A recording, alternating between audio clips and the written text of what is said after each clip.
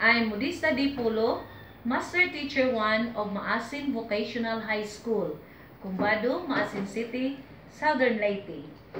I will show you a video on how to make an improvised anti-static wrist strap, one of the personal protective equipment for computer hardware servicing students. This will serve as their students' project. Here is Mark Barcelon for the materials and Mary Grace Sala for the tools.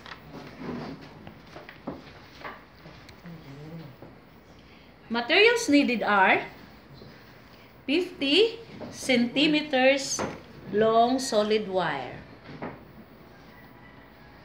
an alligator's clip with rubber, 20 centimeters 1-inch garter, 3 pairs of automatic sewing material, a needle, and thread. Tools are wire stripper,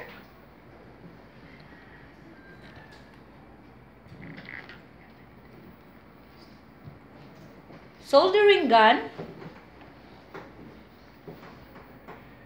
soldering pump, this is optional,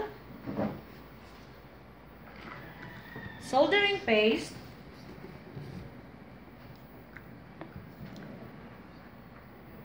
soldering lead,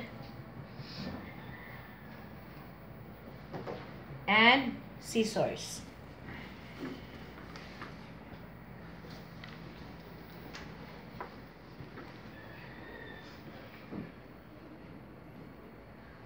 With the use of a scissors, cut solid wire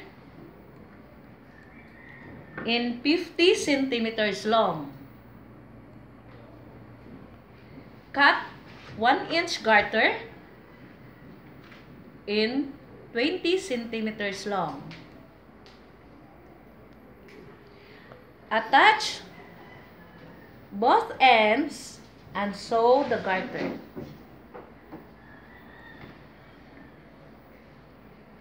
Attach 3 pairs of automatic pins in and on the garter strips and sew.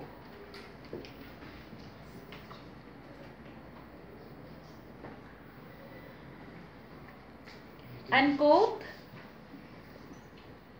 both ends of the 50 centimeter solid wire.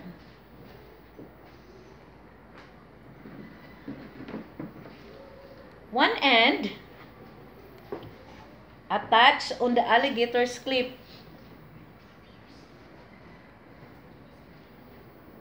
and the other end attached to the automatic pinhole.